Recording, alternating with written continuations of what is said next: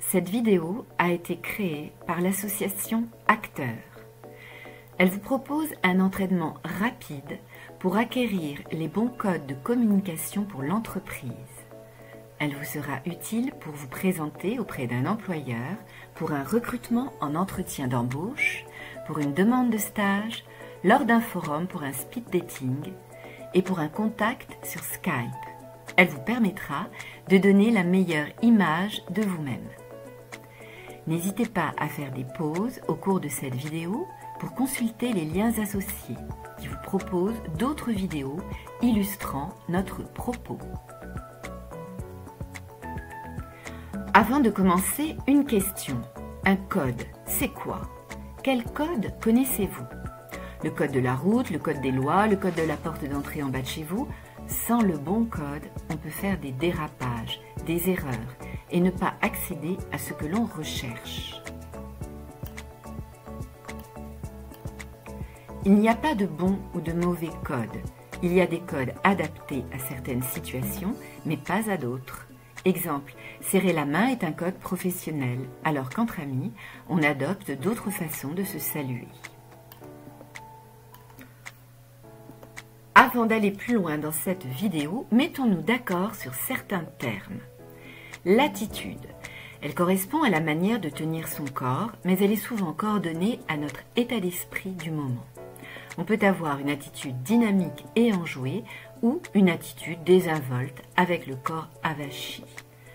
Le comportement, c'est la manière d'agir avec politesse et courtoisie, avec assurance. Le comportement se voit dans nos actes et nos paroles. La communication, alors là, c'est très large. On peut communiquer avec les mots, par écrit ou à l'oral, mais aussi par la façon dont notre CV est présenté, par nos gestes, nos vêtements, nos petits tics nerveux, nos émotions. Il y a communication verbale et non verbale, celle qui ne passe pas par les mots. Enfin, l'attitude, le comportement et les canaux de communication, verbale et non verbale, créent une image de vous. Cette image peut être validée par votre interlocuteur ou non. Il peut se faire une bonne image de vous ou non. Ne vous est-il jamais arrivé de juger une personne alors que vous ne la connaissiez pas? Vous jugez son image, mais pas elle-même. Le recruteur, dans les premières minutes, fera de même.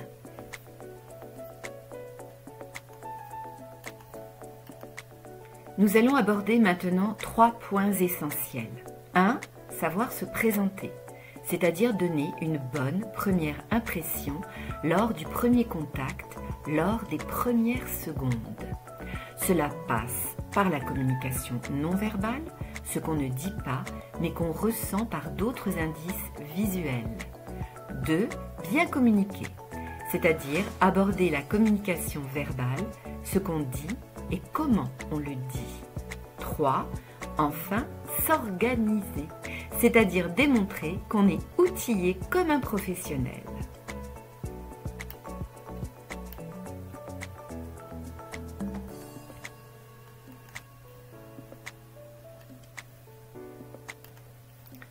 Premier point, se présenter.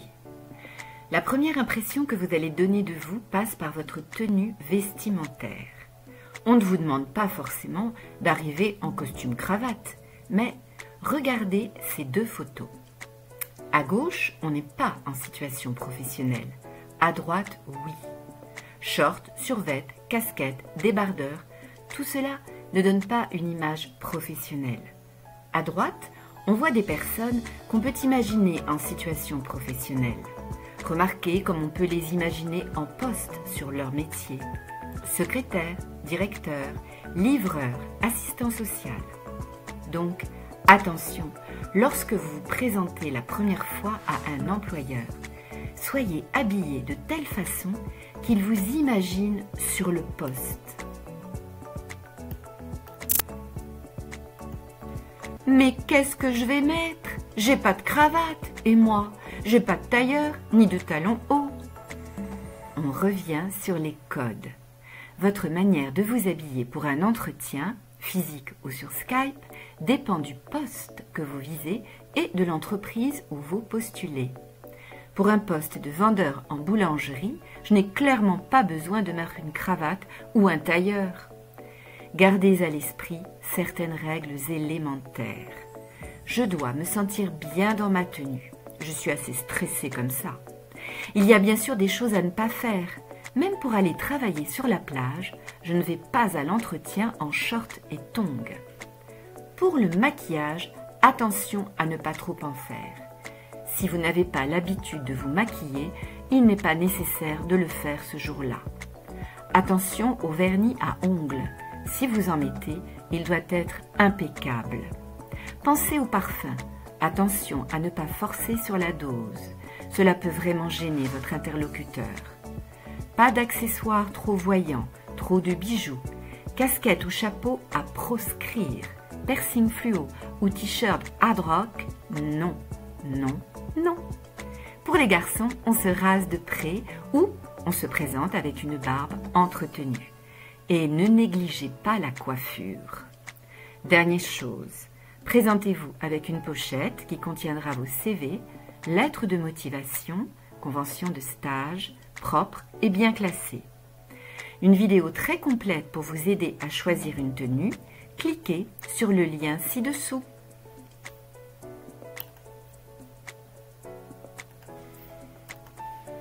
Le premier contact passe souvent par les salutations. Il se fait en 5 points. 1. On serre la main, mais sans écraser la main de votre interlocuteur, ni avoir une main molle de poisson. 2. On salue. Bonjour Monsieur Dupont, merci de me recevoir. 3. On se présente. Je suis Marie Durand. 4. On pense à sourire.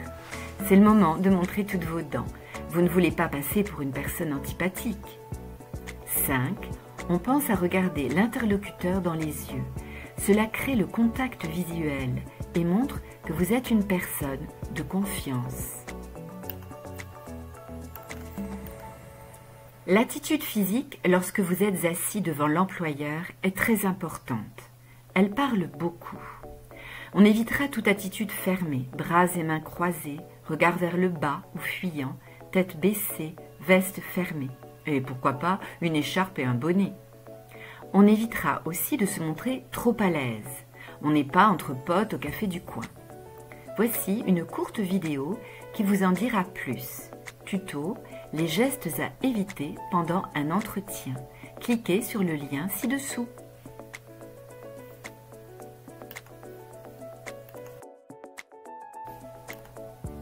Certains gestes sont à éviter lors de l'entretien.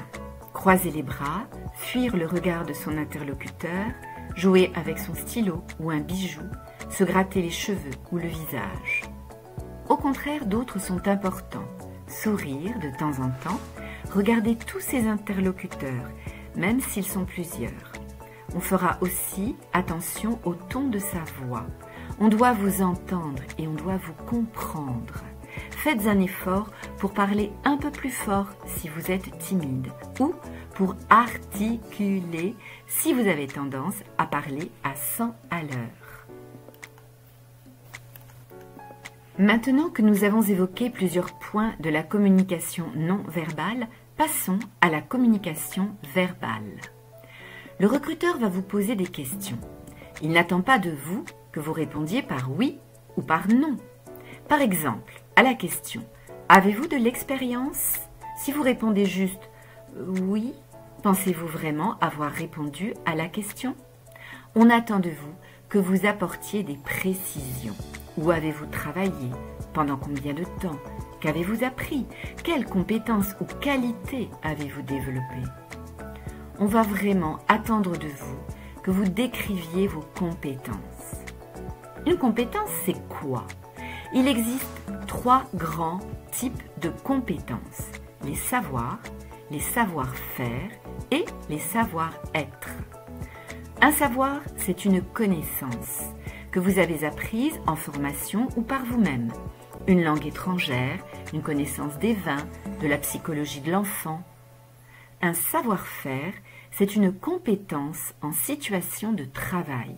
Encaisser les clients, utiliser un chariot élévateur, gérer une équipe. Un savoir-être, c'est une qualité. Être patient, organisé, sociable. La première question qu'on vous posera sera souvent « Présentez-vous » ou « Parlez-moi de vous ». Voici une méthode facile à utiliser, le pitch en 4 P. Le premier P, c'est présentation.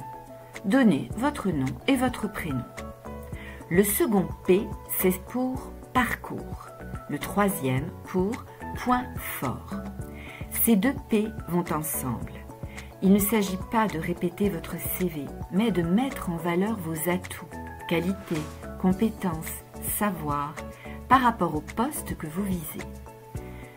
Pour bien construire cette partie, il faut définir quelles sont les qualités, compétences, savoirs attendus sur ce poste.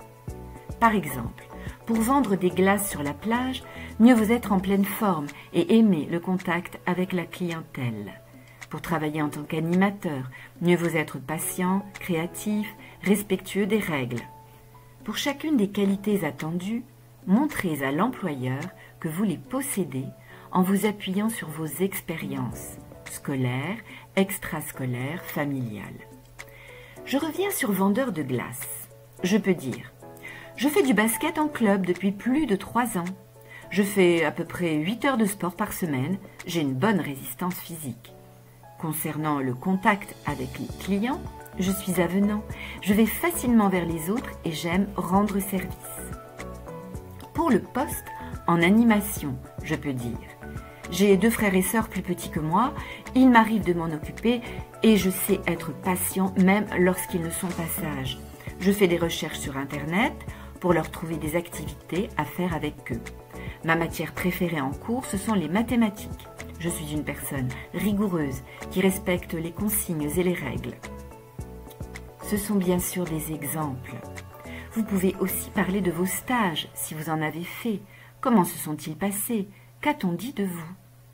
Le dernier P, c'est pour projet. Pourquoi je veux travailler sur ce poste cet été?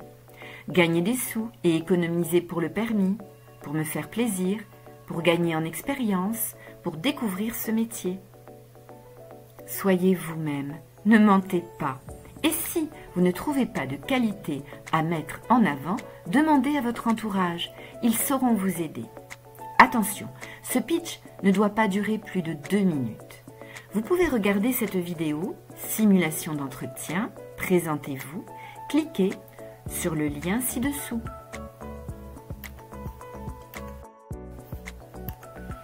Au cours de l'entretien, on vous posera bien d'autres questions. Nous vous conseillons de les préparer car vous risquez d'être surpris et de ne pas savoir quoi répondre le jour J. Une vidéo qui vous propose de réfléchir à 15 questions pièges vous est présentée dans l'entretien d'embauche. 15 questions pièges décryptées pour vous. Cliquez sur le lien ci-dessous.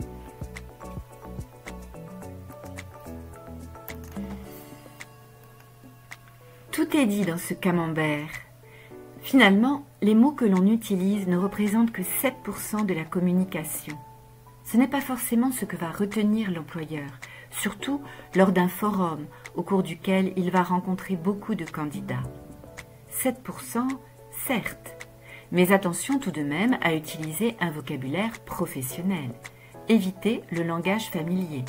On oublie les mots tels que « boîte » pour « entreprise »,« ouais » pour « oui », etc. C'est votre attitude, le ton de votre voix qui vont marquer le recruteur. Vous pouvez aussi vous démarquer en pensant à poser des questions qui montrent votre intérêt. Par exemple, « Qu'en pensez-vous me faire un retour?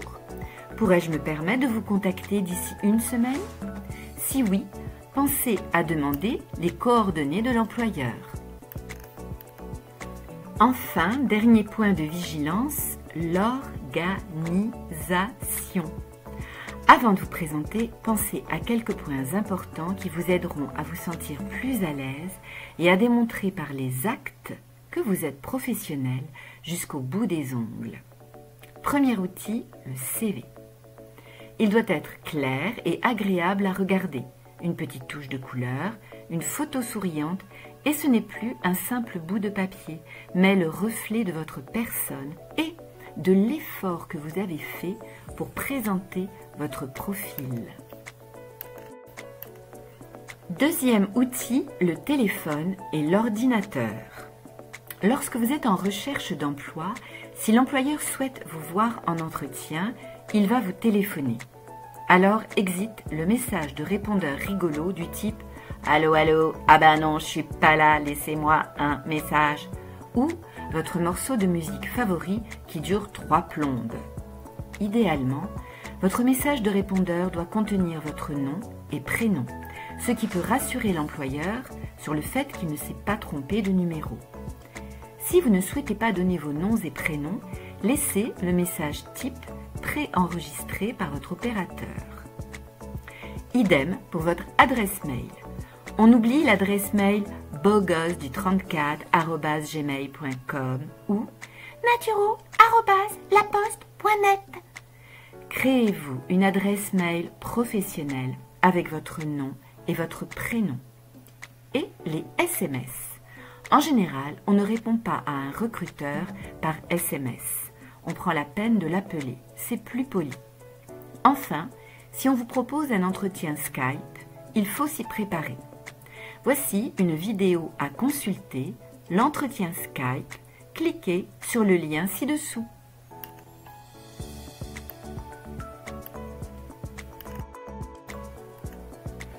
Dernier outil, avoir toujours sous les yeux son agenda, papier ou sur téléphone, et de quoi noter. On glissera un stylo et un bloc-notes dans sa pochette, en plus du CV, de la lettre de motivation, de la convention de stage, etc. Pourquoi?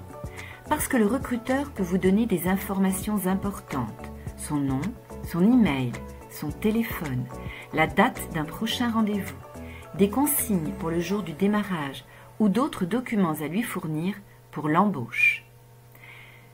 Cette vidéo est terminée. Merci de nous avoir suivis et bonne chance dans vos démarches.